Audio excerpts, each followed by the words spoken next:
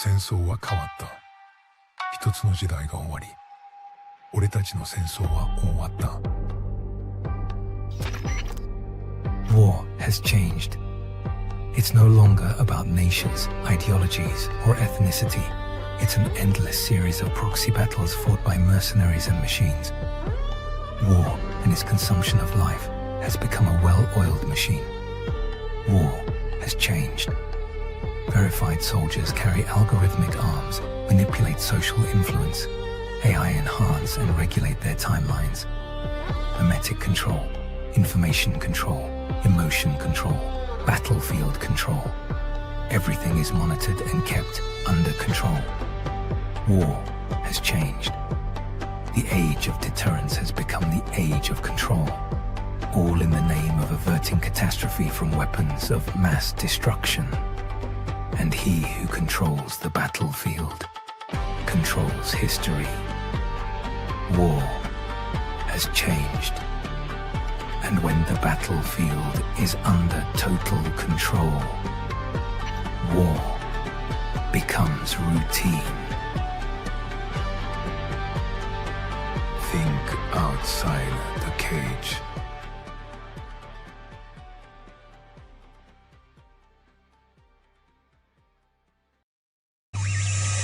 The world is getting crazier. People are acting more and more insane. The end of the world is tomorrow. Tomorrow. There's only one thing to do when the world is falling apart. Listen to Basil and Gonz as they discuss this week's news and events through the lens of Bible prophecy. You are listening to Canary Cry News Talk. You're listening to Canary Cry News Talk. Today is January 21st, 2026. We are live on episode 909. And today, it's the Davos ritual. And signing on from Off the Grid, Razzle Dazzle. I'm your best buddy, Basil, and you are not crazy. And my name is Gonz, at Face Like the Sun, director of the Age of Deceit films and author of Archetypalism, your favorite Asian provocateur for Christ, live to tape from the metaverse to bring you the best news, which is the gospel message of Jesus Christ, while reporting the egregious with a well-rounded, biblically grounded take on world events. It's Wednesday. It is Wednesday, my dudes.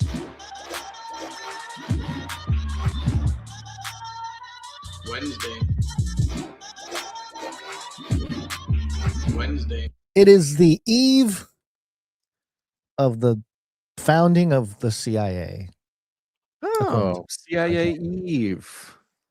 Yeah. Is this when we need to leave out some cookies for who? I don't know.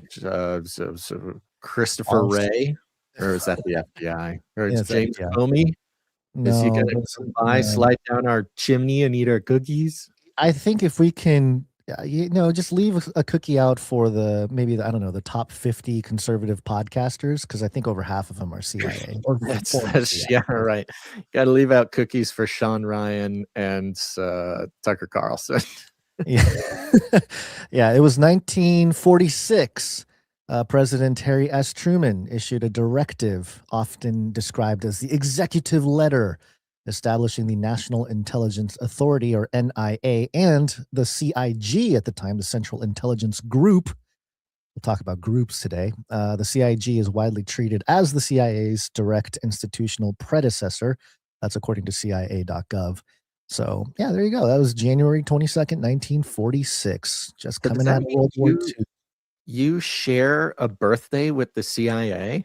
Listen, I'm starting to come to the realization that I just might be a CIA op, Have we not noticed this before? I don't recall. I've noticed it. Noting this before. Oh, I've noticed. Does it say CIA birthday and Gon's birthday on the same day? Yes, it does on the calendar. It does. It says Gonz's birthday. It's got my face with the Illuminati hat on, birthday hat, and then it says answer your cat's question day. So it's also answer your cat's question day, and 1947 CIA founded. So wow, another reason why you got to get the Canary Cry calendar. Patterns begin to reveal themselves that even I have not noticed before. All right, well, happy birthday to you. Happy birthday to the CIA. and go ask your cat questions. Apparently, tomorrow. Maybe It will be I'm Canary the Cry Clubhouse. polemic. What's that? It will be Canary Cry Clubhouse Day, so we can throw you a Oh, party. yeah. Oh, that's right. Okay. Yeah. Maybe I'll call in. Maybe I'll call in on my birthday. Yeah. You know what? I am not prepared for today's episode because I went to a little mini conference thing this morning. And so I'm just going to follow your lead today, Basil. Yeah, so don't worry. You're safe with me, as I tell everybody on Clubhouse as well. It was funny because trying to put together today's episode, both you and myself, we kind of gather things throughout the week to bring to the show on show days. And I'm reminded every year that the Davos episode, whatever episode comes right in the middle of the week of Davos, that we have the choice is made for us. There is no choice. There's never any news whatsoever worth covering, because the Davos stuff just kind of fills the attention gap, I guess.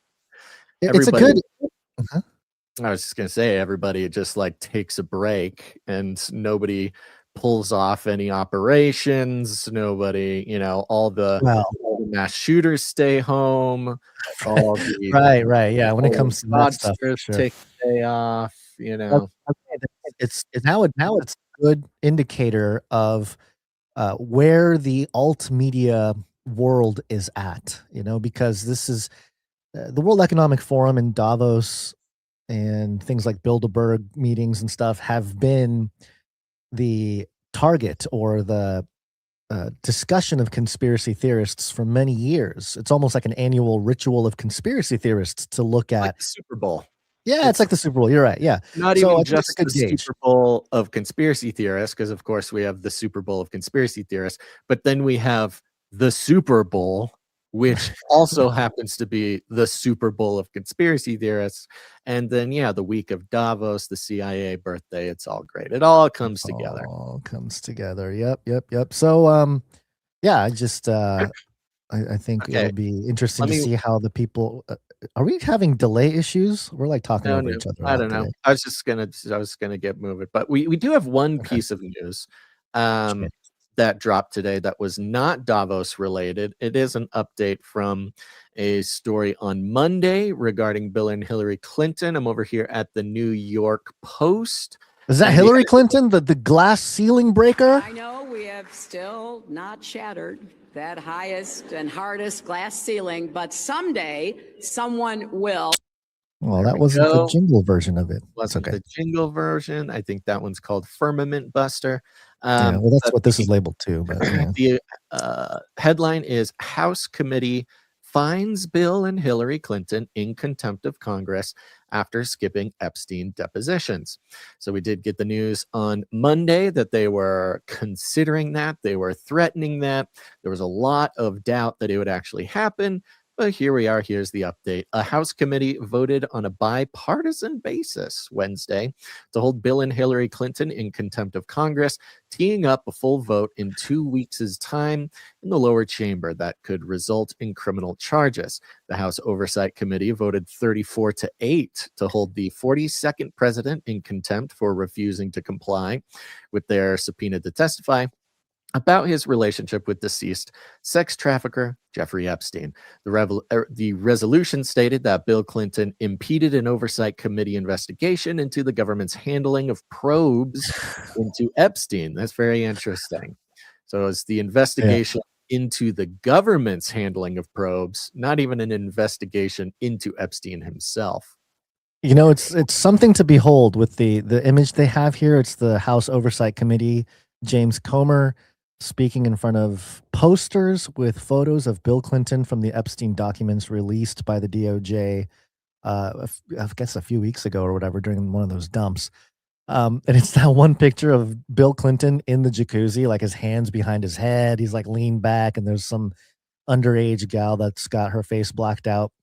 I mean, it's one thing to see it on your timeline of like conspiracy or I don't know, citizen journalists trying to break down all the stuff that's released, but it's a whole nother thing to see it at the actual House Oversight Committee meeting with a huge Yeah, poster of right. Bill Clinton in a pool from the Epstein files. So Yeah. not a good look. And actually, for long-term Democrats, it's probably good to take down some of the more nefarious sorts of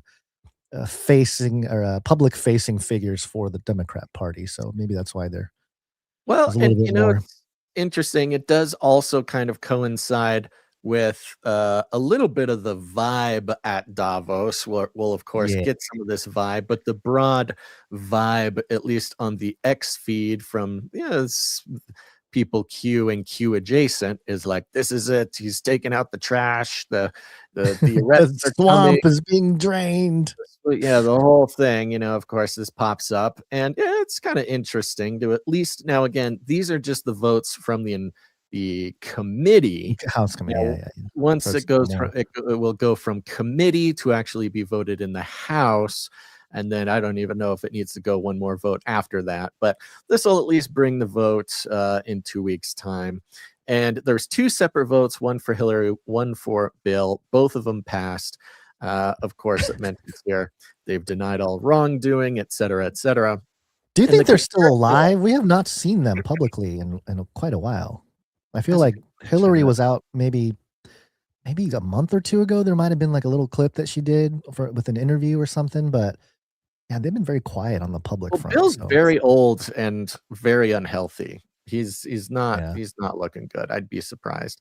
they're running Now, out of of course, good they blood. said they could not come to their hearing because there was a funeral they had to go to. That's Which, right. of course, these two have a very special skill, and that is whenever they conveniently need a funeral to go to, suddenly a funeral arrives. They just tend to have people in their lives die at opportune times. So I don't know exactly whose funeral it was, but may they rest in peace. Now, the New York Post article does get into the comparison when it comes to contempt of Congress with Peter Navarro and what's his face, the Steve Bannon, who were both held in contempt of Congress during the Right. Biden administration for not showing up. Not showing Now, up. they had some reasoning. Their reasoning that they invoked was executive, what is it called? Executive privilege, meaning that whatever they're being called to the House to testify on was protected under the executive branch, privilege that they don't necessarily are required to come publicly testify about executive branch business. That did not fly at the time during the Biden administration, so they both went to jail. But it is noted that Bill and Hillary Clinton did not invoke any reason. They did not invoke executive privilege. They did not invoke any good reason. Simply I don't that think they thought they had to. They're the Clintons. a They are last above. right, a last minute funeral was their Yeah, go So, kill some people. I don't think anybody is necessarily holding their breath for any serious consequences. With something I like think the this. entire Q Nation is holding this is their moment. They've been waiting 10 years for this. If they are prosecuted and convicted, they would only serve up to a year in prison for this particular thing, but not less than 1 month in jail and be fined between $100 and $1,000. A very unpopular take is we should be praying for the souls of Hillary Clinton, Bill Clinton. Should it be something that is redeemable? We should be praying for him because in terms of worldly justice, there is no amount of worldly justice that will justify the Correct. corruption and maybe the damage and murder and all the stuff that they've probably been behind. So hard position to take, unpopular position to take, but Gotta that do is it. Gotta position. do it. So It's supposed to be hard. That's why. can you Christ imagine having do that. you show up to heaven and the first 2 people you see are Bill Clinton and Jeffrey Epstein? And it's just like, That'd what be happened? quite the test. Quite Quite the test. the test. Am I in heaven or maybe this is not? Yeah. Did I mess up along the Did way? I mess up? All right. So let's go to Okay. Davos here. And to give us an intro into Davos, we'll remember the ultimate sort of Emperor Palpatine on the global Character. stage, our good, close personal friend of the show, Klaus Schwab, We who, if you'll need a remember, great reset. Learn to use the dark side of the Force. who you'll remember a year or two ago actually was unseated from leadership at the World Economic Forum. It was his, I mean, he Wait. basically built the World Economic Forum. This was his project. If I recall, I remember him stepping down, but still being on the board. And then did he leave the board too? That's Did a he get good kicked out of the question. board? We might need to dig deeper think- into I that. think But he- he was at least, Yeah. I think you're right. I think maybe he was still on the board, but he was taken out of being the chairman or the president or whatever. But Right. it was because he and his family were being, I don't know if prosecute is the right word, but were being Chastised. accused of all sorts of financial malfeasance when it came to the World Economic. Yeah, there was like financial, there was a little bit of like some workplace inappropriateness accusations. Yes, There's, correct. Right. going on and stuff. So yeah, I mean, it's pretty So typical. it's kind of funny. In some vaguely unofficial appearances, Klaus Schwab did at the beginning of the week post just like a little intro video, like, hey, he didn't seem to be, I don't recall seeing any World Economic Forum logos on the video. I think it was just kind of like It's a reflex. It's a reflex. The time of the year comes around, he can't help himself. He has to like get in front of a camera and talk. Yeah. But there was another appearance. This appearance looked like it was on something called Open Book, which, of course, we know the World Economic Forum knows that nobody trusts them. Nobody trusts the elites. They need more transparency. Populism reigns. And so the elites know that they're in big trouble. So whatever this Open Book program is, it's very well sort of marketed to give the impression that they are, well, an open book. Now, let's listen to this little clip, and maybe you guys might agree with me. It sort of sounds like Klaus Schwab is admitting he's a vampire and has been alive and ruling the world since the time of Babylon, and that the Dark Masters, flow through him, and that he will reign forever for 1,000 years as a cloud of chaos reigns over the earth. That's just what it sounds like to me. But let's play it, and you guys can be the judge. I think that we are losing a narrative which has guided humankind since its beginning. It's the narrative that you are here and you owe your existence also to prepare a better future. If you go back to the agricultural society, even to the beginnings during the whole time of the industrial society, there was this drive to create a better world for the future. Today, with all the crises which we have, with the multitude of problems we are confronted with, I think we have become much more egocentric on an individual and also on a national way. That makes international cooperation so much more difficult, by the way. And I think we have to think about how we recreate this narrative. And here, I have to say, I'm quite optimistic. Oh, He's okay. quite optimistic, so don't Quite worry. optimistic. So he's talking about narratives too. His narrative, he said, his narrative has been around since the beginning of humankind's existence. Okay, so he's saying right there, back to the garden. All right, so he was there in the garden. I don't know exactly what he was doing there, or what form he was taking, but he's talking about how you owe your life to create a future. Some like human sacrifice vibes in there.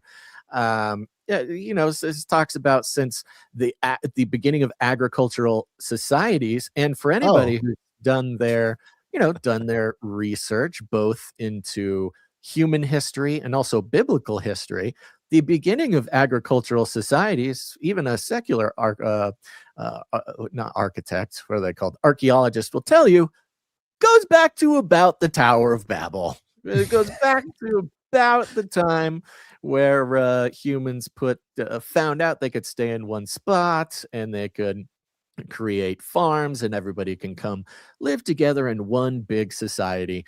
And if they work together and put away, I can't do it. Put away their self-interest and sacrifice their lives to the better good, then they can build a giant tower tall enough to reach the heavens. And we all know how that ended there. So I thought that was a pretty good intro from Klaus Schwab.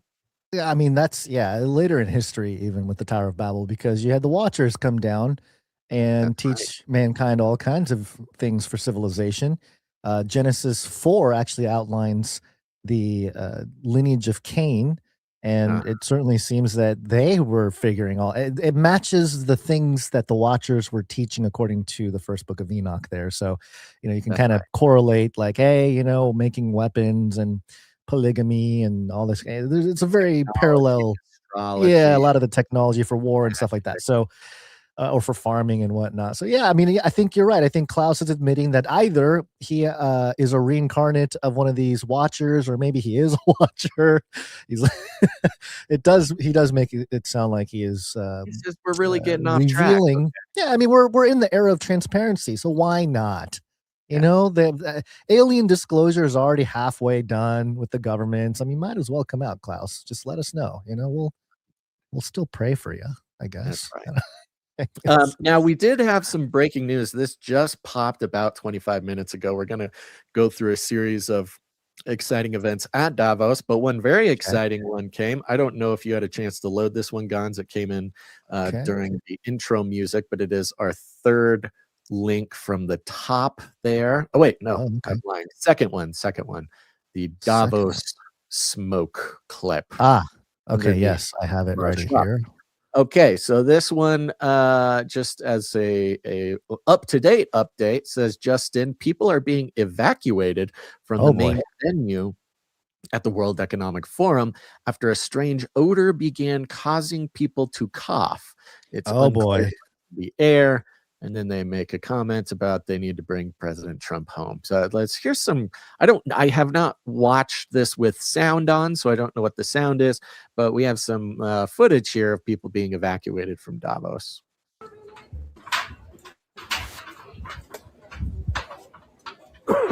People going out the back door, going down some stairs, people coughing, some firemen going up the stairs, lots of people. Yeah, walking in the snow.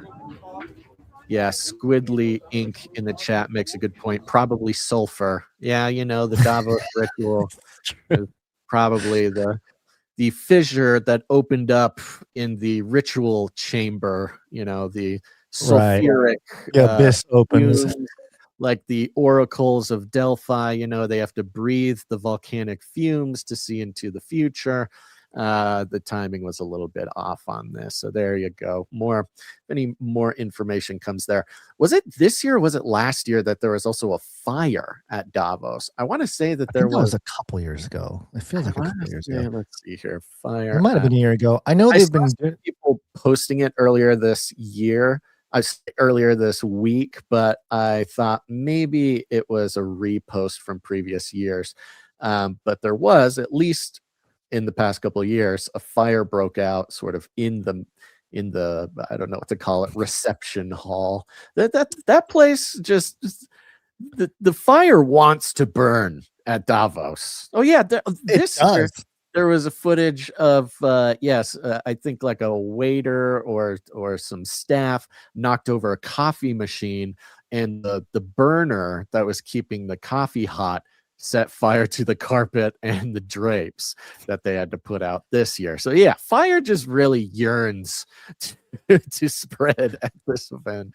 Well, it's funny because we just had the news a few days ago about the Bank of England, or former analysts at the Bank of England warn about the market crash if they reveal aliens. And I saw a few people posting memes like, hey, aliens, they're all at Davos. Just blow up Davos. And we'll have peace on Earth. But get Trump out of there, because we like Trump. So, that's my vibe. So, we'll see. Speaking of which, there was an exciting moment, I think it was yesterday, it could have been the day before during last show, where Air Force One took off from, I think, Andrews Air Force Base on the East Coast there, got a few miles off the coast of the Atlantic, and then flight tracking showed Air Force One turned back to land at Air Force Base Andrews, and the president was transferred to a new plane. Now, they claim there was just minor electrical problems on that flight, but of course they would say that. So a hectic time, and it seems to, it makes sense that somebody, whether they be physical or spiritual, would try to make as much trouble as possible, because I will say this Davos has had a totally different vibe from every single Davos we've covered. It was notable that in last year's Davos, there was one or two American presenters who they seemed to allow them to air populist grievances. Wasn't you remember Tucker this? Carlson? Who was there? No, I forget who it was. That was my prediction after last Oh, that was your Davos. prediction. I Okay. publicly All right. predicted. I didn't say that it would be 2026, but I would say soon, in the next couple of years, Tucker Carlson will show up. It is, after seeing how this Davos has gone, it is a little surprising that he's not there. But who knows? Maybe he's there secretly, meeting with Putin or something. So anyway, let's see. Let's just get some clips out of the way here. This kind of is a fun little vibe set from Donald Trump, just to see, get an idea of the kind of energy he's arriving in. One notable detail is that many reports say that Donald Trump showed up with a delegation of 300 delegates to show up at Davos. And these delegates can be anybody from, various cabinet members, various other, government workers, but also lobbyists, stuff like that. He basically showed up with an army of 300 delegates, which has an interesting kind of connection to, the story of the 300. Remember that movie, The Spartan 300? Yeah, of course. Sparta, this is Sparta. Yeah, the whole thing, of course. 300 Spartans held off the dark masses of the King Xerxes, who had conquered the world. And so the Nephilim, by the way, in that film. I don't know if you noticed, right. but He was coming in. So he's coming in with a little 300 vibe here. Here's a little sword clip. drawn. Yeah, this set a little bit of the tone. We will launch a new age. To embrace the possibilities of tomorrow, we must reject the perennial prophets of doom and their predictions of the apocalypse. They are the heirs of yesterday's foolish fortune tellers, and I have them, and you have them, and we all have them. And they want to see us do badly, but we don't let that happen. They predicted an overpopulation crisis in the 1960s, mass starvation in the 70s, and an end of oil in the 1990s. These alarmists always demand the same thing: absolute power to dominate, transform, and control every aspect of our lives. We will never let radical socialists destroy our economy, wreck our country, or eradicate our liberty. America will always be the proud, strong, and unyielding bastion of freedom. America. There you go. America. That's right. And of course, look, we're not here to say that Trump's got everything under control and that he's going to save anybody. However, when we're deconstructing sort of the narrative or watching the fifth generation warfare play out in front of our eyes for the battlefields of the hearts and minds of humanity, this is a pretty significant vibe to bring. Oh, good point. Malik mentioned with the 300 delegates. Yeah, we can also compare that to Gideon's army. There you go. We got a biblical reference and a Hollywood Spartan reference. But interesting, he comes up, he talks about the prophets of doom who want to see us fail so badly, the I don't know, priests of the apocalypse, whatever he said. Which on one hand, if you're biblically minded and you're paying attention to the way things are going to unfold at the end of time, you're tempted to, kind of think, well, we know that will happen eventually. We know that if we are indeed in the end times, these types of things are unavoidable. At the same time, you talk about the lawless one or the various characters in Revelation who seem to save the world, from themselves. This is very kind of along those lines, and simultaneously proclaiming that, hey, look, the prophets of doom or whatever, they made all these other predictions about the end of the world in the 70s, the end of the world in the 90s. All they do is talk about the end of the world, specifically because they want to take complete control. And these are all things that we can agree with, just sort of fundamentally. An interesting connection there, just with our joke earlier about the oracle at Delphi and the sulfuric vapors coming up in the chamber. It was the oracles at Delphi who were the sort of prophets and oracles of the end of many of empire in that sort of, I guess, lineage of either mythology or history. So a bit of a strong statement, strong opener here from Trump. You have any thoughts on that before we jump into some other things? Not really. I mean, I guess Trump spoke last year via video. I think it was remote. He had a special address. And then also last year, Javier Milei from Argentina, he was one of the speakers. And remember, he was just taking over Argentina and he was making a big splash. So yeah, we saw some of that. And then, some sentiment, just to drop this in here, because something I noticed was a lot of people saying how Borg and BlackRock CEO Larry Fink, during the introduction on Monday, were saying that, hey, we're losing trust of the public. We need to regain the trust. And everyone's saying, oh, Davos trying to regain our trust. But it's funny how people freak out now. And I'm glad more people are looking at these types of things. But it was 2024 Davos when their theme was rebuilding trust in the future. And if they're up there in Davos 2026 saying, we need to build trust, they've lost trust for the elite and all this stuff, it means not only have they not made any progress, it's probably gotten worse for these folks in the last 2 years. Because it's the same message there. So, I mean, for Trump to actually show up, though, with 300 of his closest confidants or whatever, a flex. And yeah, it's like a dictator mafia guy stepping in, he's just showing everybody who's boss around here, who's daddy. Well, so. Notable also that he was not president last year on Davos, so it would be. Oh, right. It was. Are you sure? It was. Oh, yeah. It might have been right during because when did he get inaugurated? 21st, right? Davos is early in the year. Yeah. So. Yeah, but it's. I see what you're saying. It might be like the week of or the week. I mean, he probably did the remote address last year. January 20th. I think maybe that's why he Skyped in, because he was the president-elect, but was not yet. Right. Whatever. He was busy.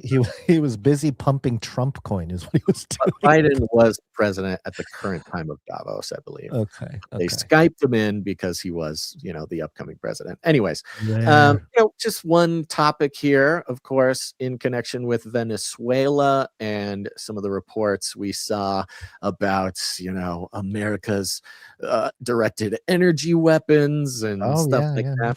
He did come in, gotta mention, he came in, talked about, all the new cool alien technology that he's going to use to conquer the world or Greenland or something. Here's a short clip about that. So now our country and the world face much greater risks than it did ever before because of missiles, because of nuclear, because of weapons of warfare that I can't even talk about. 2 weeks ago, they saw weapons that nobody ever heard of. They weren't able to fire one shot at us. They said, what happened? Everything was discombobulated. They said, we've got them in our sights. Press the trigger, and nothing happened. No anti-aircraft missiles went up. There was one that went up about 30 feet and crashed down right next to the people that sent it. They said, what the hell is going on? Those defensive systems were made by Russia and by China. So they're going to go back to the drawing boards, I guess. So he's referencing here Venezuela and the story well, from that's the weird. security guard. There's all sorts of bits to this story. Trump Right. tells a part of the story here where this was a big part of the narrative after Venezuela, was that China and Russia had both provided all sorts of defensive weapons to Venezuela, specifically for this thing, missile Oh, systems, that's the radar context. Sorry. systems, stuff like that. And what he's referring to is the U.S.'s ability to render Russia's missile systems ineffective. In this case, he is at least telling a story of a Russian anti-aircraft missile getting launched by the Venezuelans, the missile only getting about 30 feet in the air, and then being, in his words, discombobulated, and the missile falls back down. We also heard stories of the Chinese radar systems that were supposed to be able to see, not cloaked, but radar deflecting American aircraft. But the way he describes it, the discombobulation and the story about the missile falling out of the sky, is kind of interesting because it kind of reminds me of the various stories now of UFO sightings by various military installations where, there's as the story goes, there was a nuclear scare where either Russia or the US or something, they were launching a missile or preparing to launch a missile, and then a UFO showed up and then just disabled the entire weapon system. We heard some of this in Ukraine as well, when the UFOs were showing up on the battlefield and just kind of neutralizing various pieces of technology or various weapon systems. And the kind of assumption or the narrative was that, these UFOs, they're showing up and they're saving us from ourselves. They're not letting us nuke other countries because they're helping us, avoid destroying the earth or something like that. So the famous ones. No, go ahead. Oh, there's a couple. The two famous ones is the Maelstrom Air Force Base in Montana, 1967. There was a claim of a missile shutdown where there's a guy named Robert Salas. He came out and he said there was a glowing object and the missile was a no-go. The glowing object kind of disarmed it, or that's the claim. And then, of course, the more famous one is the 1980 UK Rendlesham Forest. There were, nukes that were allegedly going to be released or, testing or something like that. And then the UFOs disarmed those. So that's kind of the pattern. The two of the famous ones. I think there might be one more in Russia, like a story in Russia or something, but those are the two that I'm familiar with. Yeah, those are kind of the most famous. The main ones, yeah. Right. Yeah. So, you kind of have this reference, again, in sort of fifth generation conjunction with the stories coming out of Venezuela. Trump kind of making the statement like, we have alien technology. Don't mess with the U.S. because we've got alien technology, which you've heard of before, but now we have it. Or maybe the UFOs are fighting on our side or something.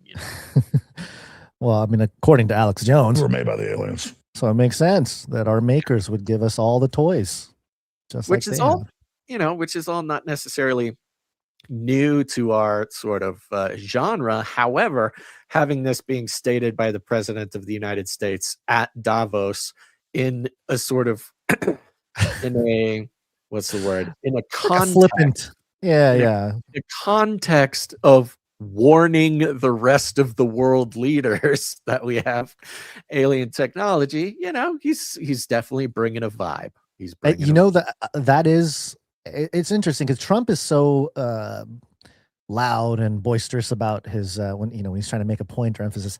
With this, he was very calm.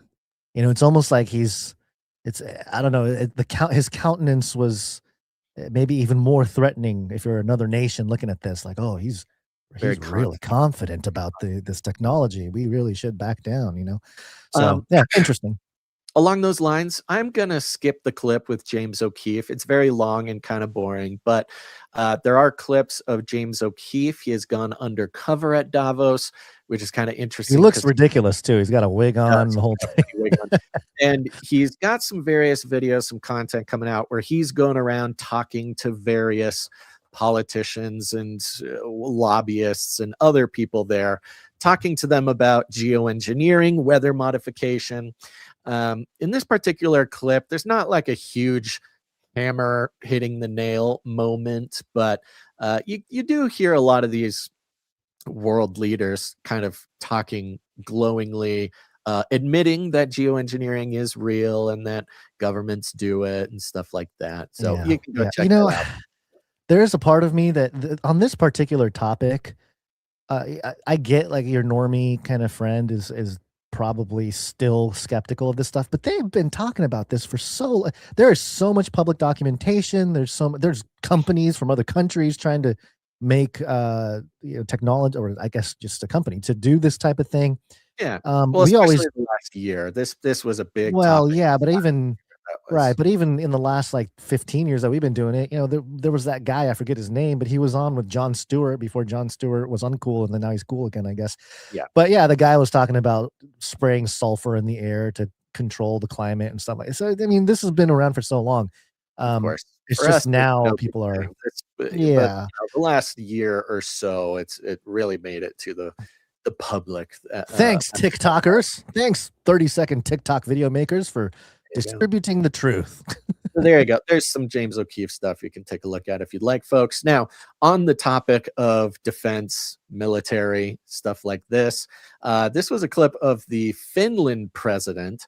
I brought the shorter clip. The broad context of the clip is he's on a panel, and this is particularly about what would Europe do without the United States, being in charge of the defense of Europe. The United States' role in NATO, the United States' role as basically defender of Europe, defender of Canada.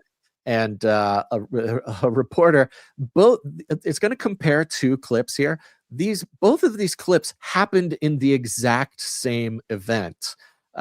So it's just a fun moment, I guess, reflecting side by side. Yeah, reflecting the what's the word? The contention that the European leaders might be feeling right now.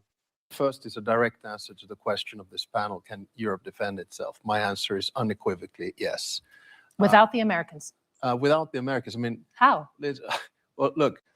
You've said earlier that Europe can defend itself without the Americans. If it comes down, not exact. That's not a quote. More or less. More or less. Let's. We'll go back to the transcript. This is the same panel. Same panel, minutes apart. Oh, let's play that again from the beginning. Yeah, here. Play it again. You can hear the edit in the middle, and it switches over to her asking the same question. And there's a little fun punchline at the end, so we can play it all the way through. First is a direct answer to the question of this panel: can Europe defend itself? My answer is unequivocally yes. Without the Americans? Without the Americans, I mean, how? Well, look. You've said earlier that Europe can defend itself without the Americans. If it comes down, not exact. That's not a quote. More or less. More or less. Let's. We'll go back to the transcript. More or less. More or less. I love journalists. I love journalists. I love journalists. So he literally, word for word, says, yes, Europe can defend itself without the Americans. Unequivocally, he says. Unequivocally. Very strong, direct, forward statement. In the longer clip, he then goes on to list all of the defenses that Finland has. He says, we can conscript 1 million soldiers. We can mobilize 250,000 soldiers. Sure, they're thrilled about that. He goes, we have 68, F-16s, fighter jets. And he stops her. He goes, and I know what you're thinking. We can't fly those F-16s without America, like either without America's permission or America's technology or something. And he says, I know what you're thinking. We can't fly those planes without the American permission, but we know that America would let us do it. So we can defend ourselves. So even in his own accounting of his ability to defend his own country, it's dictated by the Americans allowing them to fly the planes. I know. Where'd you go? Oh, there you go. And then minutes later, she goes, okay, well, you said you can unequivocally defend yourself. He goes, no, I didn't say that. And of course, he's going to be paying for this. Now, this is the exact type of, this is the reason that Davos is such a punchline, that it's such a joke, because even when they all get together and they decide, okay, nobody trusts us, okay, so we're gonna say the things, do the things, so people trust us, and then they don't hate their elites, and then they just can't help themselves saying something, and then not even just saying like, oh, I kind of misspoke. That's not, sorry, let me clarify. Like that would have been the real thing to do. But then to just like gaslight, not even, I mean, he's in a room full of people who just heard him say this. It's not even to like, you can hear the hostess lady say like that's what we do when we hear some inconsistencies. We go, yeah. And when he tries to pretend he didn't say it, and she said, okay, she's letting him off the hook. She's not. Oh, I know. Yeah, it's not her job. That's not in her job description. She could have been way meaner about it. So he lets her off. She lets him off the hook, and he goes, oh, I love journalists. Don't you just love journalists? As if journalists haven't been like the main foot soldiers in upholding the gaslighting of Davos and the elites for decades. Of course they have been. Yeah. So you better be careful. So you put that side by side with all the defense talk by Trump, and then this guy immediately flip-flopping on his ability to defend himself, etc. It's like somebody said in his earpiece, or Trump in his earpiece, like, hey, buddy, what did you say there? Be careful what you say. And he's like, oh, I didn't say anything. And the Europeans, especially Scandinavian European politicians, like they're not really used to getting called on that kind of stuff. Right. That's true. You're right. I think we've been kind of spoiled a little bit with Trump in terms of the realm of politics, of I don't know, aggressive questioning and very heated sort of press conferences and panels and stuff. Yeah, but you're right. I think a lot of the European leaders have been in a bubble. So this is why they're still talking about we're losing trust and all this stuff. It's like, hey, you guys lost trust a long time ago. Yeah, this is not new. It's interesting you call it a bubble because, like, I don't know, in one way you can think about what's going on at Davos right now as like the popping of this bubble. The popping of the bubble, sort of very aggressive, violent popping of the bubble. Okay, so just to transition a little bit from weapons and warfare and defense and things like this over to the Board of Peace. Okay, we've had Trump talk about the Board of Peace. Specifically, the existence of the Board of Peace is to make a sort of multilateral coalition of world leaders and other nations to be involved in the decision-making. Wait, are you not describing like NATO or the UN or something? This sounds like you're just... Well, exactly. And, the interesting thing is it's specifically in the context of Gaza, right? He wants to, it's all about Gaza. This is a way to like not seem like some crazy dictator who's making decisions for Gaza unilaterally. He wants to get as many people on the Board of Peace as possible. I think even the phrase Board of Peace is very interesting because, you might have the United Nations, very geopolitical, very sort of political language. Board of Peace is like very businessy, there's a board. A corporation has a board. We popped Davos with Bop. It's not a coalition of peace, not an alliance of peace. It's a board. This is the language he's used to.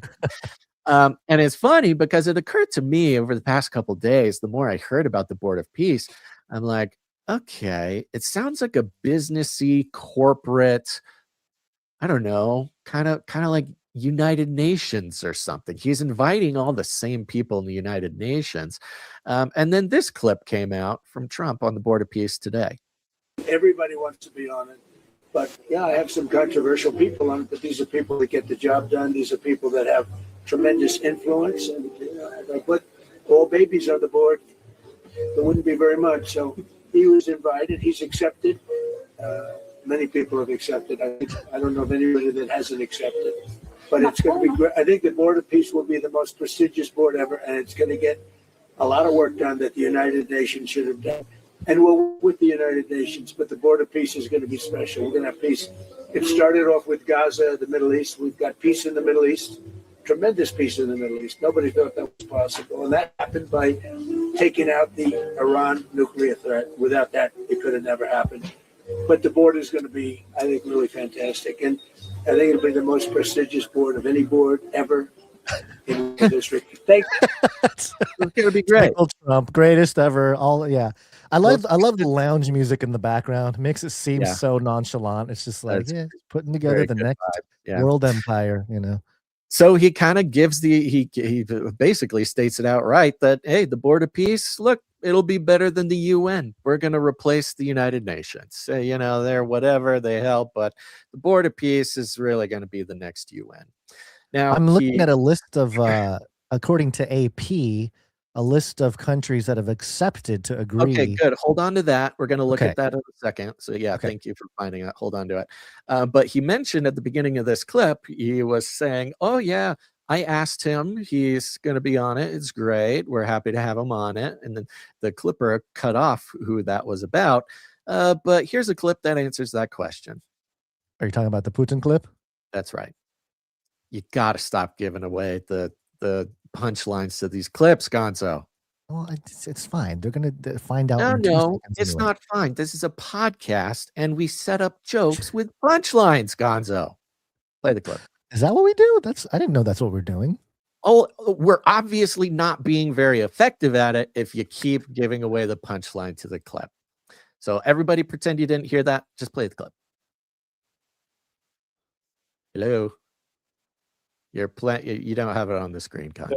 It's not playing. Okay, there you go. Regarding the Board of Peace, in fact, we did receive a message from Donald Trump inviting us to join this new structure that he initiated. The Board of Peace. Primarily, I would like to thank the President of the United States for this proposal. We always supported, and we have always supported, and we will support any efforts to reinforce international stability.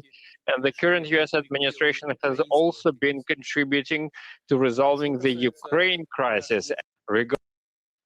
So there you go. Oh, excuse me. Oh, there was one part in there that didn't get included, but Putin even committed to paying, or to, I guess, donate $1 billion to the Board of Peace in order to rebuild Gaza there. So, you know, we got all sorts of people included. We're going to go over that list in a moment, but there was somebody who did not want to join the Board of Peace, and it was a little surprising. But here's Trump responding to a question about that. It's not on the screen, Gonzo. What? Okay, here we go. Have you invited President Putin to be a member of the Board of Peace? Yeah, he's been invited. Give me a response to President Macron saying he will not join the Board of Peace? Oh, did he say that? Well, nobody wants him because he's going to be out of office very soon. So, you know, that's all right. What I'll do is, if they feel like Costco, I'll put a 200% tariff on his wines and champagnes, and he'll join. But he doesn't have to join. If he said that, you're probably giving it to me a little bit differently. But if he actually did say that, but as you know, he's going to be out of office in a few months. Did you invite? Okay. Hey, Macron is not joining. He doesn't want to join. And that's not a problem because he's not going to be in charge for very long. And, you know, did you see Macron?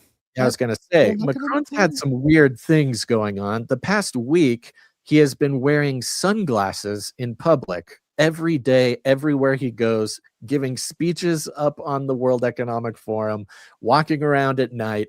He's wearing a pair of sunglasses. When asked about it, he says, oh, it's no problem. It's just I have a little problem. It's no big deal. And he just moves on, and everybody's very confused. Well, you know, There are photos. I don't know if these are real, but yes, I'm showing the photo of him wearing the sunglasses, and it's got footage of him like walking around backstage with the sunglasses. It's all there. But people are sharing. I don't know if this is real, but an image of Macron with not a black eye, but like a blood. Macron.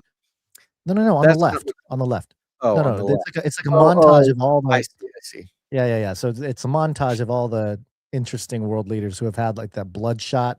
What is it called when you broken capillary? I think it is a burst blood vessel. Right.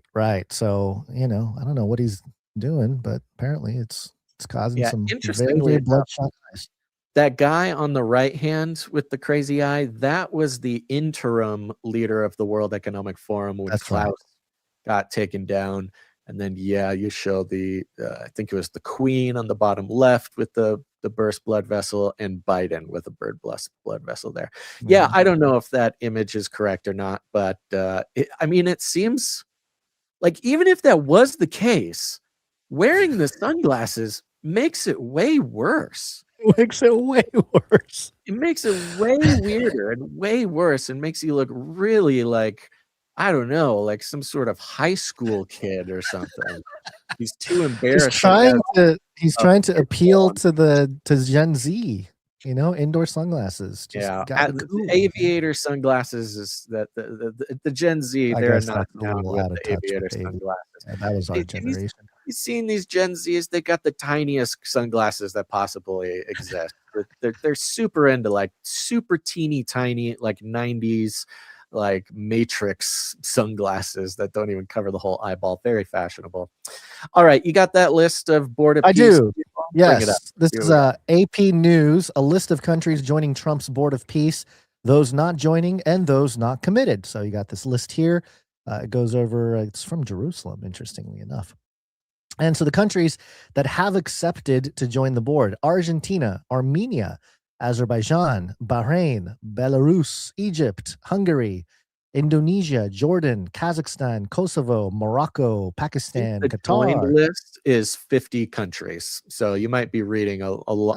Oh, and it doesn't seem fit. I don't think so. I don't think they list. Maybe they don't list all of them, but yeah, a Pakistan, a lot of Middle Eastern. I think some of the more, I don't know, controversial ones, maybe Qatar, Saudi Arabia, there's Turkey, United Arab Emirates, Uzbekistan, and Vietnam. A lot of those countries are just happy to be invited. Just happy to be involved.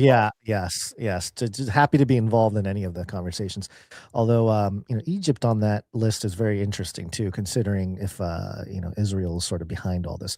Okay, countries that will not join the board: France, Norway, Slovenia, Sweden. You notice a pattern there, maybe? I don't know. It's interesting. And then the countries that have been invited but remain non-committal: Britain, China, Croatia, Germany, Italy, European Union's executive arm, Paraguay, Russia, Singapore, and Ukraine. Well, and it shows either how updated this list is, or the bias behind those making the list, saying those who have been invited but remain non-committal, which is another way of saying hasn't answered yet, hasn't responded or haven't whatever. And the fact that Russia is on that list, and we just watched a video of Putin saying, "I'm so excited, here's $1 billion." I don't know if we can trust this particular list, but at least it shows the bias. It's showing that sort of global bias. Well, if Russia and China hop into a board with Trump in America, I mean, is that not the golden age that he promised? Is that not world peace? World peace, baby. Peace through business. We're gonna bop world order, baby. We're fixing everything with 300.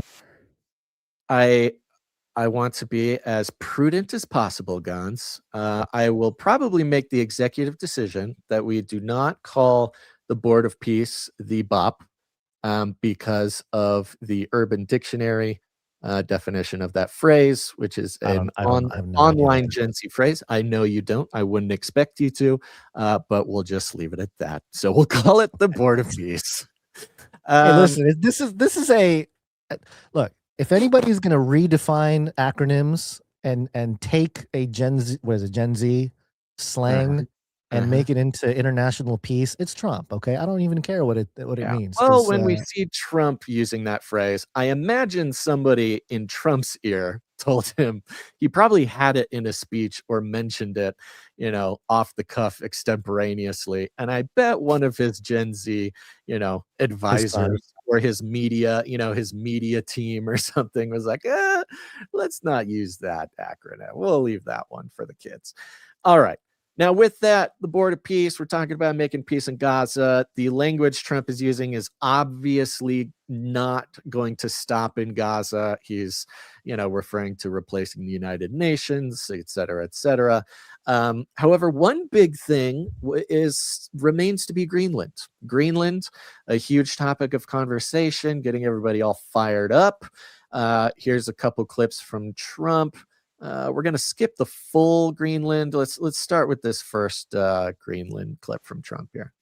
I'm hoping this is the right one. Respect for both the people of Greenland and the people of Denmark. Tremendous respect.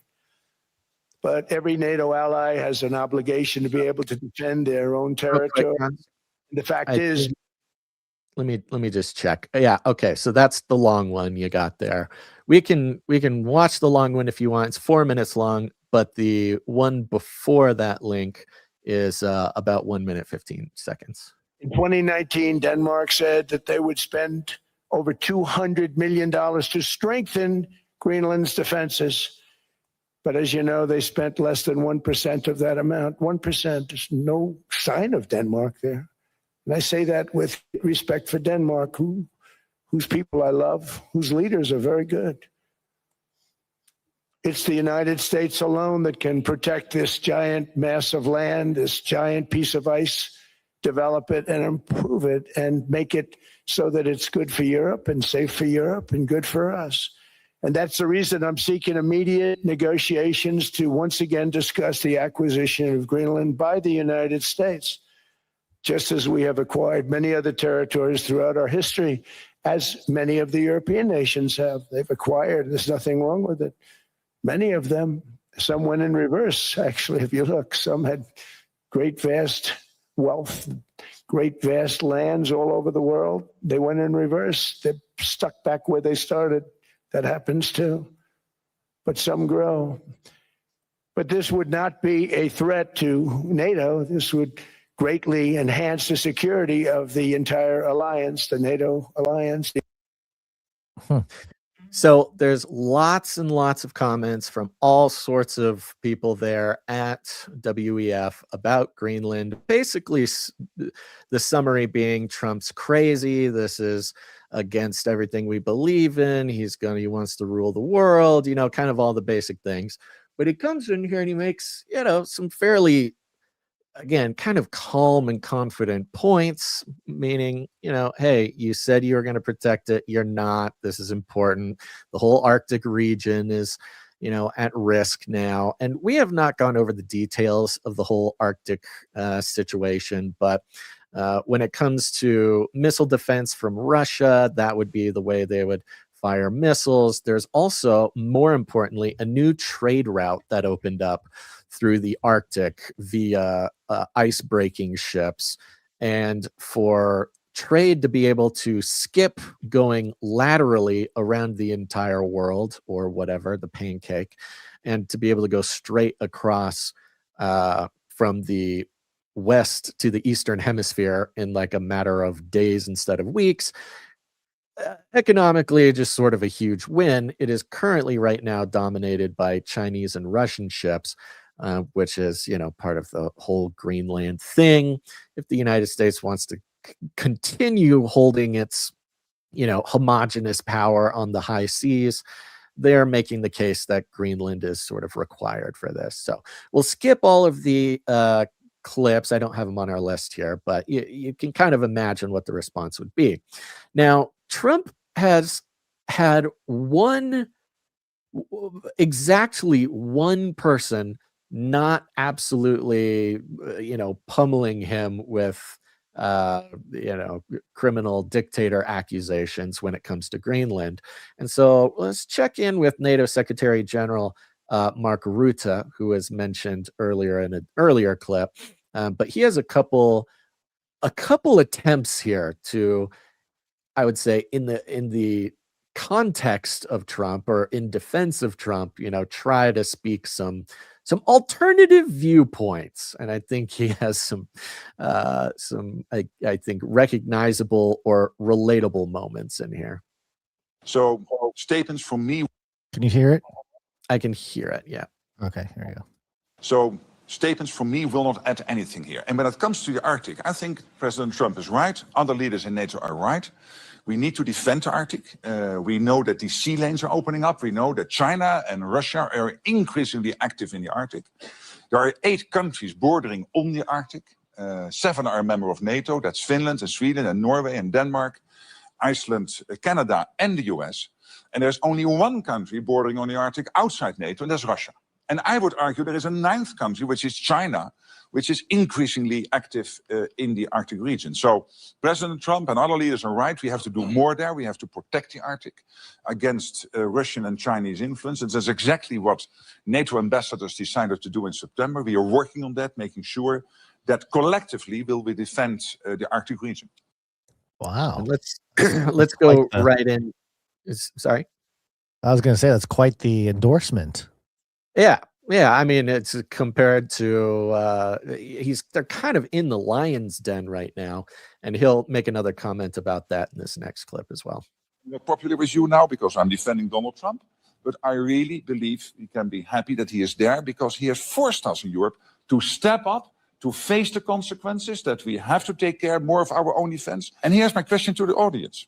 I mean, many of you I know criticize Donald Trump, but do you really think that without Donald Trump, 8 big economies in Europe, including Spain and Italy and Belgium, Canada, by the way, also outside Europe, would have come to 2% in 2025 when they were only on 1.5% at the beginning of the year? No way. Without Donald Trump, this would never have happened. They're all on 2% now. Do you really think that in the summit in The Hague, as already Alex was saying, the president of Finland was saying, that we would come to an overall defense spending of 5%, including 3.5% in core defense, if President Trump would not have been re-elected as president of the United States? No way. It would never have happened. So again, I'm not popular with you now because I'm defending Donald Trump, but I really believe we can be happy that he is there because he has forced us in Europe to step up, to face the consequences, that we have to take care more of our own defense. Wow. So for those who are just listening, there was a couple times in that clip where it would cut to the president of Finland, who is the guy who just the flip-flopper. Yeah. And so it'll cut to him listening to Mark Rutte, and he's just got this just deviant, sort of ghoulish Scandinavian grin on his face as he's watching Mark Rutte, defend Donald Trump, specifically on the topic of NATO defense spending, meaning forcing Europe to defend themselves, right? So the guy who said Finland can defend itself unequivocally without the US as long as the US lets us fly their planes or whatever, with this sort of devilish grin as Mark Rutte, the Secretary General of NATO, sort of taking Trump's side. And, there's a vibe on that particular clip or that particular rant of his that really kind of I recognized sort of in ourselves, and often what we analyze with Trump, which is, look, you can love him or hate him or whatever, but if you're going to force somebody into saying something positive, whether Trump means to do it or doesn't mean to do it or whatever, just his very presence as this weird sort of chaos magician reveals a lot of stuff that would otherwise stay hidden. This is the same thing that Marina Abramovich says about Trump, which is, whether he means to do it or not, the truth comes out because of Trump's presence. Whether it happens on accident or it just reveals what's hidden, or the goblins come out of the shadows because they are, want to yell at Trump or something, which I thought was really interesting to see on sort of the broad Davos scale there. And so along with that, Trump has this one seeming I guess, ally, or at least whatever, is a non-enemy in Mark Rutte. And today, just about an hour or two ago, Trump tweeted, or whatever, truth. He says, based upon a very productive meeting that I have had with the Secretary General of NATO, Mark Rutte, we have formed the framework of a future deal with respect to Greenland, and in fact, the entire Arctic region. This solution, if consummated, will be a great one for the United States of America and all NATO nations. Based upon this understanding, I will not be imposing the tariffs that were scheduled to go into effect on February 1st. Additional discussions are being held concerning the Golden Dome as it pertains to Greenland. Further information will be made available as discussions progress. Vice President J.D. Vance, Secretary of State Marco Rubio, Special Envoy Steve Witkoff, and various others, as needed, will be responsible for the negotiations. They will report directly to me. Thank you for the attention of this matter. So that was one of the big things that was really funny. If you're watching in real time the clips from Davos and the just absolutely brutal responses to Trump and Greenland, you just got to wait 5 minutes. Like anything going on with Trump, all you got to do is wait 5 minutes. Suddenly the tariffs are canceled, the deal is getting made, and things are looking up. And then strangely, sulfur starts rising from the floor. And it is the whiplash is just getting wild, man. I mean, 2026. I feel like I've aged 2 extra years between January and today. It's been 3 weeks. And you know, I said this last Clubhouse, and I hope people continue to come hang out at Clubhouse. Canary Cry Clubhouse is the live show I do on Thursdays, which is much more of like a fellowship, sort of spiritual exploration rather than a news show, which I think is what we all need these days, maybe even more than a news show. It's been very fruitful and positive. But one of the things that really hit me hard last Clubhouse, and kind of went to explore sort of in real time, was 2026, of course, promises to be crazy. 2025 promised to be crazy, and it was crazy. But 2026, I really get this feeling that, of course, with what we know, with the spiritual warfare, the 5th generation warfare, we know that they're really good. And Trump is really good at this also, which is creating situations that the stakes are so unimaginably high that it seems sort of apocalyptic. And the vibe that I'm starting to get through a few of these incredibly high stakes situations this early in the year is that we are tempted to assume that to invest so heavily spiritually and emotionally in just how high the stakes are and how badly things can go. But I think we're going to see a pattern this year where we will learn, whether we like it or not, the good skill of not letting the stakes that are set sort of dictate our experience day to day. Because if we can stop ourselves from investing just so much of our well-being into the narrative of the stakes at hand, we will find that the outcome of many of these, 5-alarm fire situations seems to come out not so bad. Now, I'm not saying they can all that they all have the potential to like turn out good and we go, yay, I'm glad that happened. But the outcome of them seem to be trending towards the best possible outcome, or to put it another way, the best worst outcome, meaning the highest stakes, the sort of existential destruction that we seem to be teetering on with every new development. If we slow down and stop investing in ourselves, or investing so much of ourselves in those high stakes, we might be able to see that things are not going to turn out as bad as we think this year. And that's at least on a scale of these sort of individual narrative emergencies. I just have a feeling that that's going to be the case. And if we can learn to navigate that piece by piece as each one of these apocalyptic scenarios approach themselves, instead of diving headfirst into some sort of catastrophizing.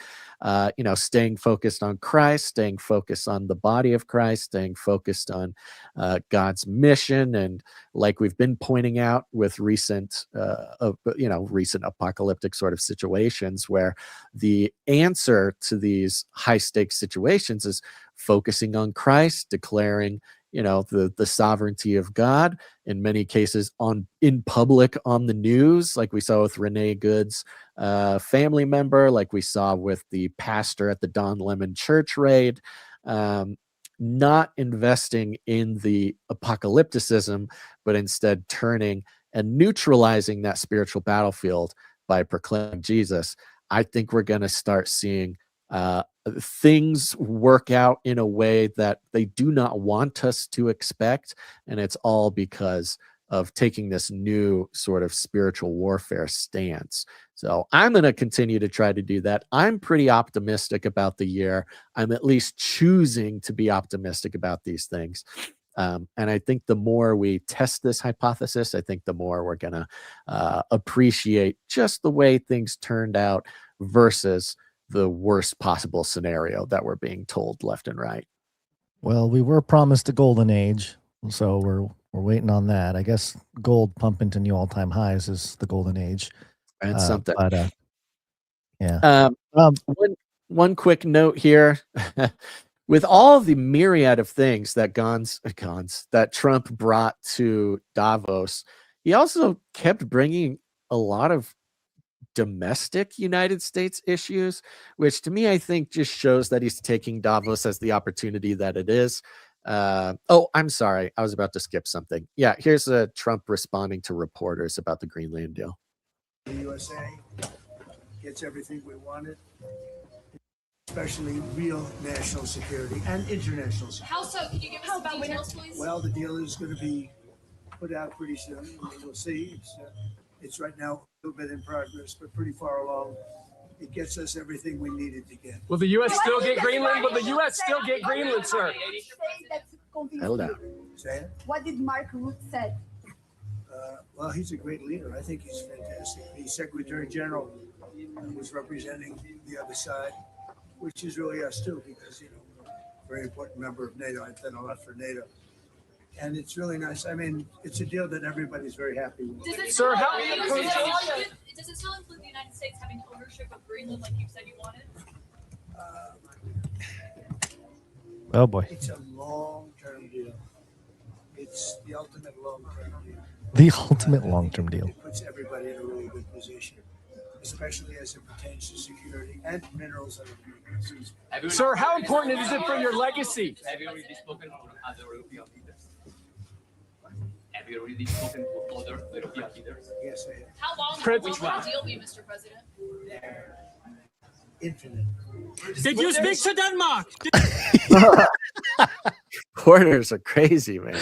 I could never be a reporter screaming and yelling at these things. Just not me. But yeah, okay, all right. So he's back in the lounge answering He was questions. saying that they asked how long would this deal be for, and he says infinite.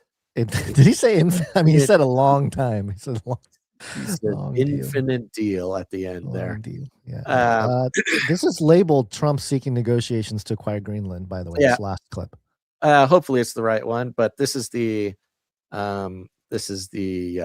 domestic issue here. Thousands of miles away, separated by a giant ocean. It's a war that should have never started, and it wouldn't have started if the 2020 U.S. presidential election weren't rigged. It was a rigged election. Everybody now knows that. They found out. People will soon be prosecuted for what they did. It's probably breaking news, but it should be. It was a rigged election. You can't have rigged elections. You need strong borders, strong elections, and ideally a good press. I always say it.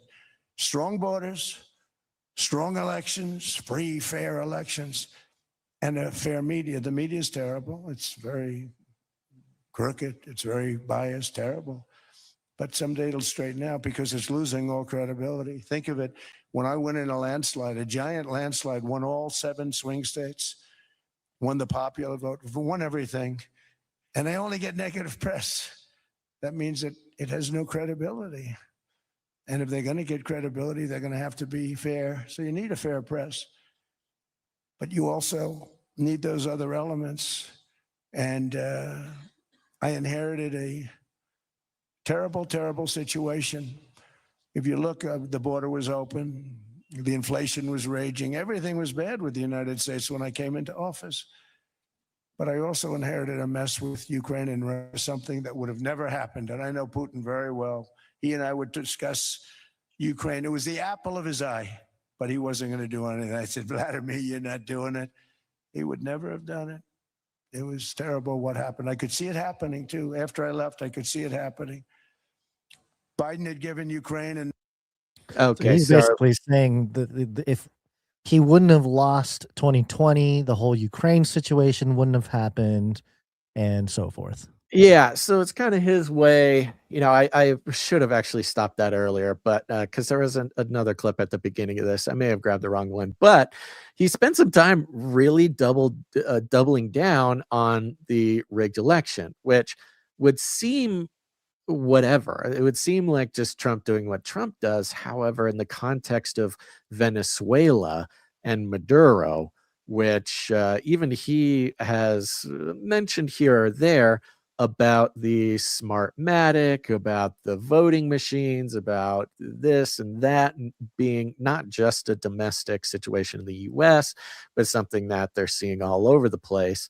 You know, him kind of out of nowhere bringing up the rigged election situation again, which you'd think even the most, you know, Trump diehards would probably agree that he doesn't necessarily need to keep bringing that up, whatever reason he has for doing that, you know. But in the context of Venezuela and in the context of Davos here, it seemed like much more of a statement to those on the sort of globalist stage. I don't know. It just seemed like it had more behind it. Like this isn't over. Okay, I'm not dropping this. Or who knows where else this is sort of relevant in the world. I think this was yesterday, if I'm not mistaken, this clip, or maybe even Monday. And so I think it was a lot of the Hillary stuff had not necessarily hit the news yet. So maybe that's why he was saying it's breaking news. Good point. Maybe it was a little lead up to that. Right. Okay, I'm looking at the time, guns. I'm just we're cutting it pretty close. I did want to share this real quick. It's a 10-second clip. It's a little montage of Trump talking about Macron and his sunglasses. This is pretty funny. Hold on. Yep, there we go. Here it is. Emmanuel Macron. I watched him yesterday with those beautiful sunglasses. What the hell happened? And on the video, it's got Macron on the bottom half of it, you know, with the sunglasses. Yeah, the sunglasses. Doing his little speech there. Good times, good times. Okay. Well, this next section is for you, Gons. I want to make sure.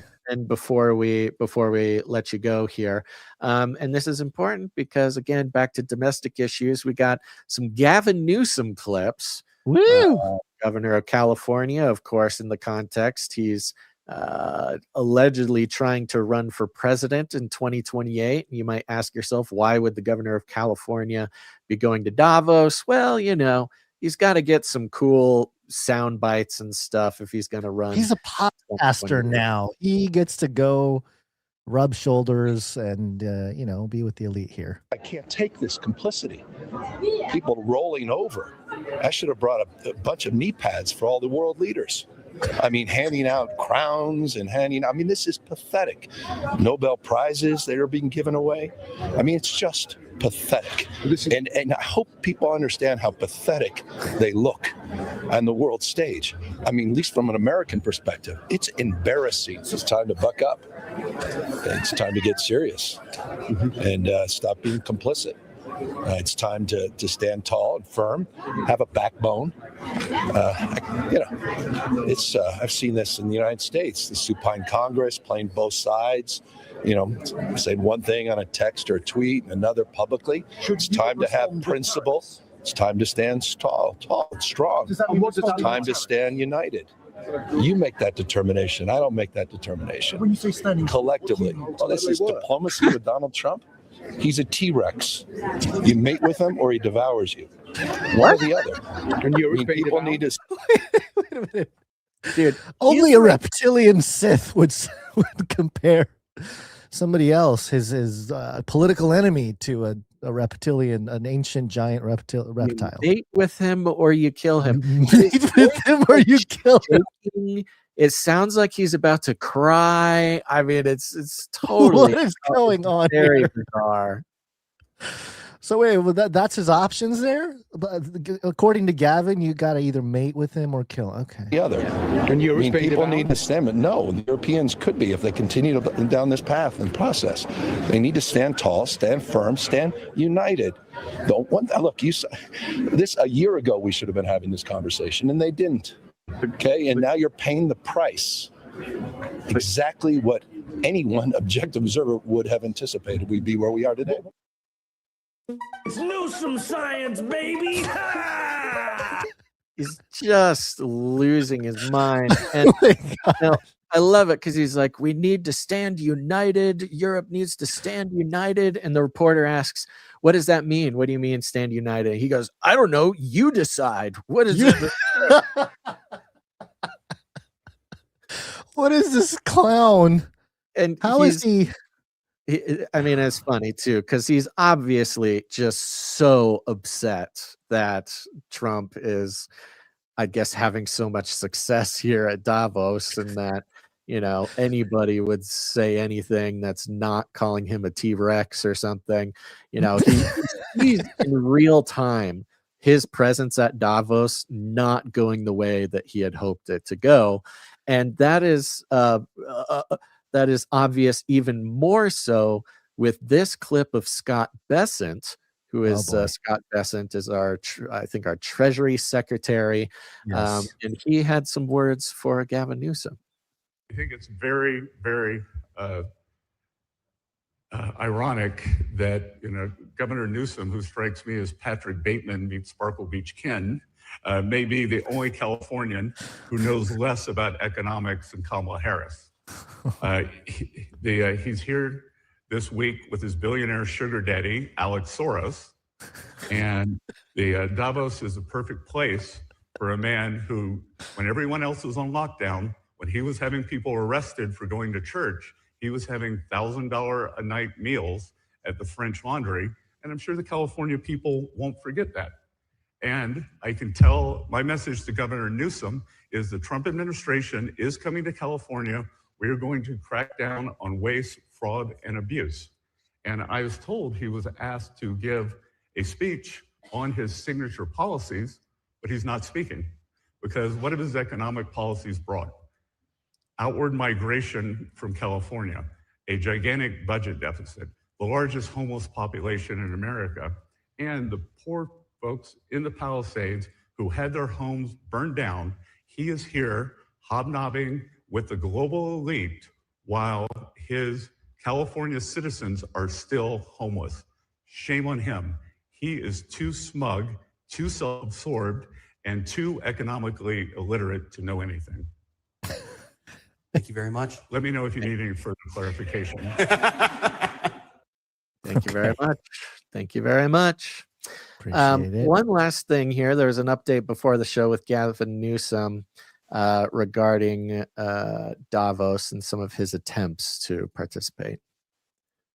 A statement posted on X just moments ago, the governor's office writes, quote, under pressure from the White House and State Department, USA House, which is a church acting as the official U.S. pavilion, is now denying entry to Gavin Newsom to speak with media after Fortune invited him to speak, end quote. Now, remember, the governor was invited to speak at an event at the World Economic Forum in Switzerland. President Trump went there and spoke earlier this morning. In an interview with CNN, Governor Newsom called Trump's speech, quote, remarkably insignificant.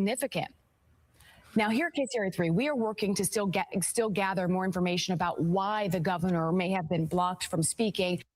He got blocked from speaking? He got blocked from speaking. He was supposed to present there in the U.S. pavilion, which is, you know, kind of the venue where the U.S. will put on all their Davos events there. and he's not allowed to go, apparently. His press office claims that it's because of Trump, but who knows? He's going there because he wants to get some cool sound clips for his 2025 presidential run, but it's not working out so good. I think he's trying to manufacture the martyr syndrome or some kind of because before it was Trump off of YouTube, shut off his Twitter, that whole thing happened with Trump in 2016. So maybe he's trying to do a say, oh, they shut me out of Davos. They shut me. Because listen, if you're like a truther, if Newsom's people have done their market research, they know that most people in the world are not fans of Davos. So I can see the Newsome science, the Newsome math being, oh, if I get banned from speaking at Davos, oh, they're going to love me. They're going to think that, oh, they're suppressing the truth or something like that. I don't know. This is me trying to create some kind of logic for Newsome. Or he threw a tantrum and he's, he's pointing. He's just too mean. He's too slimy. And it could very well be that Trump, told the pavilion he's the executive of the country. And if the president tells you to not let Gavin in, then you're not going to let Gavin in. I mean, that's just how it goes. So whether it was a Gavin scheme, which I really don't think it was a Gavin scheme. I don't think it's a Gavin scheme. Gavin really, if he's given a choice to strategize, he is going to say, no, me speaking is going to be way better than me not speaking. I can speak my way into the presidency. Look at me go. I've been doing so good so far with my shaky voice and my dinosaur metaphors. He did say in that his knee pad analogy and all that kind of stuff, how Congress and these politicians say one thing, do another, the hypocrisy. And I'm glad Scott Bessent pointed out the French Laundry thing, because that'll never leave him. That was like if you still support him after that, that's a you problem. Yeah, nor should it. Right. That's the kind of short-term memory stuff that you are required to have a short-term memory like that, or a selective memory. But if I'm being nice, it's just a short-term memory. If you're going to vote for Gavin, or if you're going to be a Democrat in 2026, you are required to have some sort of, brain injury that makes you forget everything 5 years ago. So yeah, but there you go. Gavin's not having as good of a day over there as I think he was hoping. It's too bad. It's too bad. Hopefully he can come back to sunny California and keep complaining. Well, that's just about all the fun. There was one article, I'll just give you the headline. This was very interesting in the context of where everything landed with Greenland. If you note some of the Board of Peace countries that did not want to be on the Board of Peace, the Telegraph, this was 19th, so this was a couple days ago. Norwegians told to prepare for wartime property seizures. And it says here, Norway has issued thousands of letters to citizens warning that the army may have to seize their homes and vehicles if war breaks out with Russia. Norwegian military officials said the letters were an advanced warning to those with assets that may need to be requisitioned. The requisition policy covers vehicles, boats, machinery, and property, and around 13,500 preparatory requisitions were issued Monday, valid for 1 year. Thanks. So the governments of Norway has just told 13,000 people, like, hey, we're going to take your house, we're going to take your car, we're going to take your boat. And the details of the article go on to say that they don't have to pay anybody anything. They don't need to give these citizens anything for the use of their stuff. They simply just kind of take it and they're on their own. Well, it's Norway, so they probably have some sort of, warehouse that they'll let their citizens live in while they steal all their stuff. So just kind of a weird Davos related update. It was earlier on, so we'll see if that follows through. Yep. Okay. I think we gotta shut it down. I think so. I think we did an amazing job of actually getting through all the content before you're hard out here. So we're going to get going. I'm going to keep this very, very short, but I want to make sure to thank our executive producers. We are value for value, which means, we don't get any money for nothing except for the value our listeners and viewers get. They turn around. They know that we can't do another one without the support of their time, their talent, their treasure. People come in, they support any individual episode like this for $100 or more. They're an executive producer. So we'll thank our executive producers, starting with Andres VO. Andres VO. Thank you very much, executive producer Andres. And he comes in for a nice round number and just leaves a short note that says blessings. Thank you very much. Thank you. Appreciate it. And then, of course, we had Sir LX Protocol V2 Baron of the Brian Protocol come in. Oh, Sir X Protocol. Whoa, what is going on with my microphone? Where is my Sir Alex jingle? I was not ready. Here it is.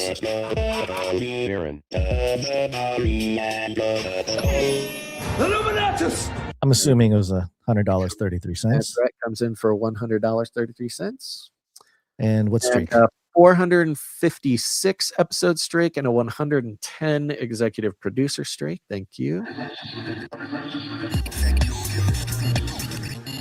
And we also have executive producer Raul S. coming in. Thank you very Raul much. S. Thank you. Yes, and he comes in for a nice round number. And I'm just making sure. I don't think I saw a note with him, but thank you very much, Raul S. Thank you, Raul. And we had some producers come in under the executive producer amount, starting with producer Michael B. Michael B. Thank you, Michael B. Came in a nice round number, so we won't disclose that. Next up, we have regular producer Marty B came in. Marty B. That's Sir Marty B. Yeah, I thought Marty so. being out of the base. Thank you. We have producer Hunter G comes in. Hunter G. Like Hunter G. Thompson. That's Hunter S. Thompson. Sorry. Hunter G says, came in a nice round number. And it says, wish I could afford to give more someday soon, eh? Thanks for being a light in the dark, my friends. Well, thank you very much, Hunter. Appreciate it. Praise God. That's right. We have producer Bruce W. came in for 1111. Bruce W. 1111. Thank you, Bruce W. And of course, we had CageRattlerCoffee.com come in. Go to CageRattlerCoffee.com, folks. Get that coffee. Cage Rattler Coffee, where value for value never tasted so good. That's right. It's for Canarians, by Canarians. Go to CageRattlerCoffee.com. Get that coffee. A portion of every bag comes to support the show. And the discount code New Year, one word, New Year, is still active through January. So go get that 10% off. It's a blast. Join the subscription. It's all good stuff over there. Love it. Just to jam through our streakers for this week. These are people who come in under the $7.77 mark. But they keep it coming every episode, so they're on big long streaks, like Mrs. Tinfoil Hatman with 180 episodes in a row. Ooh, thank you. We have Veronica D on 539 episodes in a row. Veronica D, thank you. You know what? You said 180 for Mrs. Tinfoil Hatman? Uh-huh. We got to give her the 177 then, because I think we didn't play that. Oh, yeah, we would have missed it. I love these little guys. What do you think the viability of a large-scale emu ranch would be? I just don't take myself seriously, and you shouldn't take me very seriously either. Not sure what that has to do with 177, but fun 177 anyway. Space Cowboy jingle. Okay. Okay, great. Thank you for that. Sir Scott Knight of Truth is on a 588 episode streak.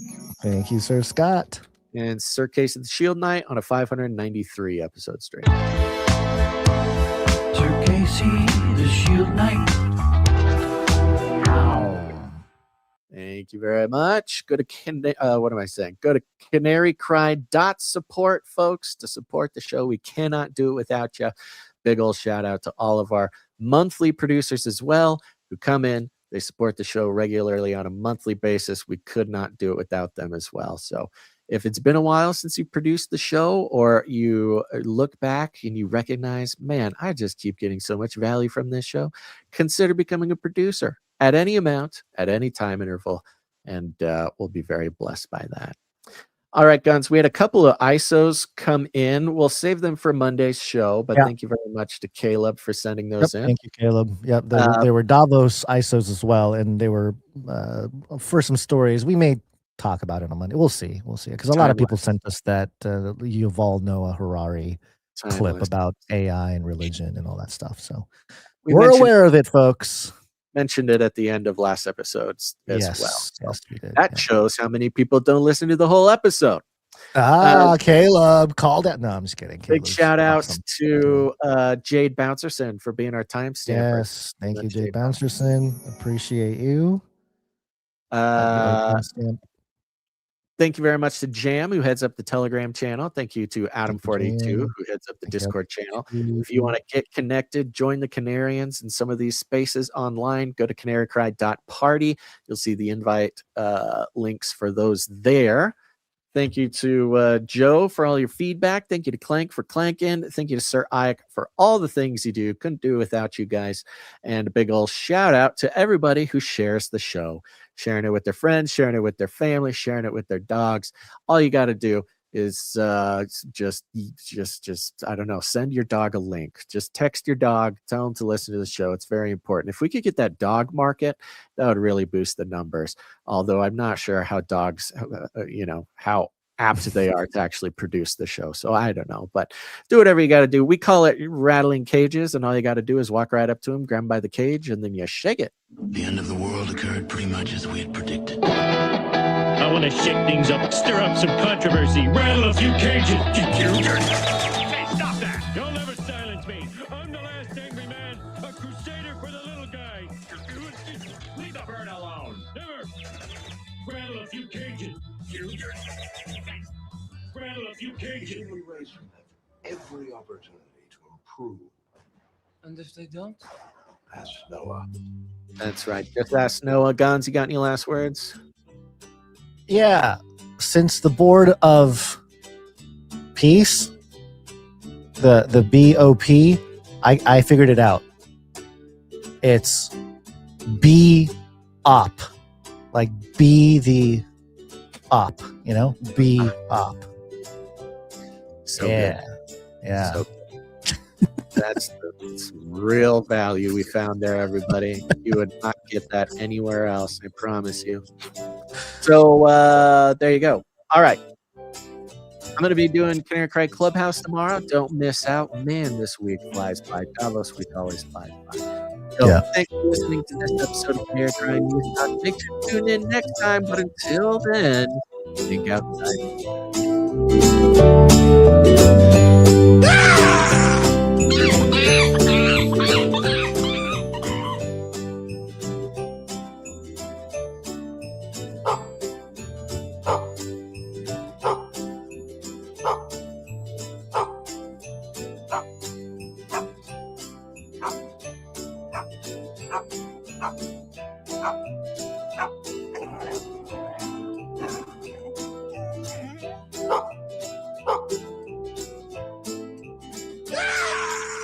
Remember, reality is an illusion. The universe is a hologram. Buy gold. Bye!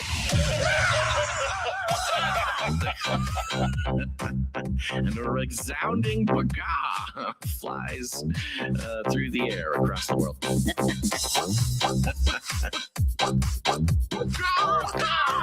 Why are you screaming like a wild bird? Rattle their cage. They have a lot of people screaming randomly. Why don't you shout? It'll be their call out. They have a lot of people screaming randomly. Go ahead and... Why don't you shout?